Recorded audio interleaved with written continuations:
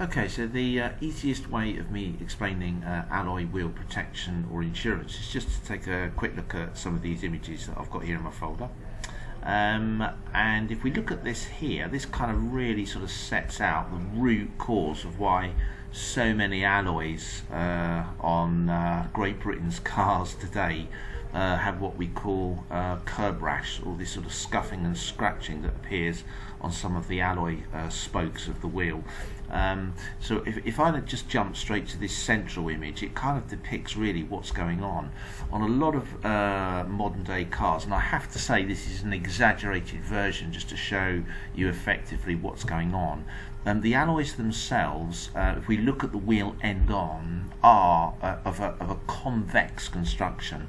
Convex as opposed to concave effectively means that it's bowing outwards as opposed to bending inwards like on a steel rimmed vehicle or wheel.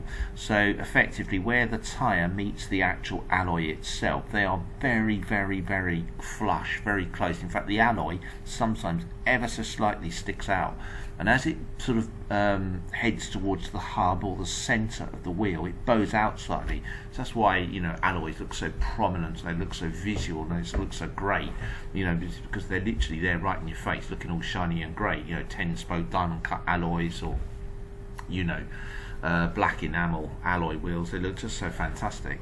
But the distinct disadvantage of that potentially being is that when you actually go to park a car, if you're not really accurate with your parking, or you've got sort of a jutting out curb or something where they don't meet perfectly, and you grind your alloy wheel against the curb itself, then effectively that's why you get what we call this curb rash, where it sort of scuffs onto all of the spokes.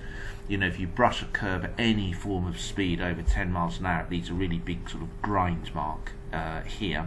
You can also pick those up plumping yourselves into potholes. I have to say, potholes on Great Britain's roads at the minute are absolutely dreadful. Whatever happens, if it's causing damage to your alloy, it can look unsightly, and it's the first thing that we look at when we actually appraise vehicles. And very often, if people do have grinds and sort of scuffs on these alloys, it's something like 150 or so pounds, £100 to put them right, because no one's going to buy a car with scruffy looking wheels.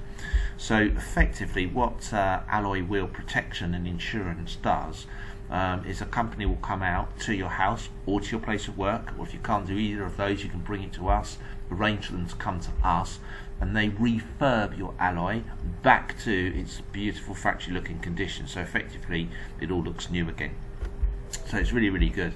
But it's particularly good because unfortunately this sort of thing can happen all too often throughout your period of ownership. If you take a typical period of ownership, say 3 years, you've got a potential of 18 claims that you could have across that period. So it pretty much guarantees that your alloys are going to look absolutely fantastic when you sort of bring them back to sort of pass exchange your car.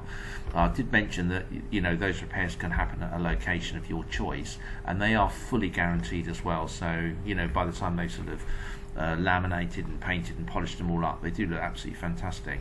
And that's super important, particularly for when you go to bring the car back, because I did mention to you it's one of the first things that automotive outlets will look at is the condition of the alloys, and it really does help to support the future value of the vehicle. Now obviously here at Marshall we're not a company that sort of gives advice to people. We just overview different levels of protection that we have, but I will say that this is a very popular policy. If you actually look in 2020, there was over £3 million worth of claims that were paid out on damaged alloy across 56,000 policies. So it is a very used level of protection. There are certain things that they don't cover. For example, if the wheels get stolen, well, they can't repair a stolen wheel, so clearly that that isn't covered. But just in terms of all the different sort of things that are covered, we actually provide a document these days which is really, really useful. It's called an insurance product information document that sort of sets out really all of the things that are covered, just here or are insured, and those that are not insured. So everyone always looks at what is insured. Let's look at some of the things that are not insured. So if, for example, you put aftermarket, non-branded alloys onto your vehicle, that wouldn't be covered. If they get stolen, they wouldn't be covered. If they sort of the alloys get significantly damaged because you just kept driving it with a flat tire, then of course it wouldn't be covered, because they're things that we can do to help. So sometimes and occasionally, if we look over on the what is insured, there's some things that we haven't sort of covered off. So I don't know, say for example there is a gouge or a scuff so bad on the alloy that conventional methods don't allow them to repair the alloy to look new again, and it needs what we call an alloy wheel skim, where they pop it onto a lathe, and they just skim it so it all looks lovely and new again.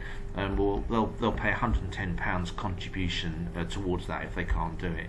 And likewise, if the alloy is so damaged that it effectively needs to be replaced, then you get £150 contribution towards a new alloy, which is pretty good. But by all means, have a little look through this, because it sort of sets out all of the sort of things that you have to do if you have to make a claim, when you have to make a claim, how quickly you do it once it's been damaged.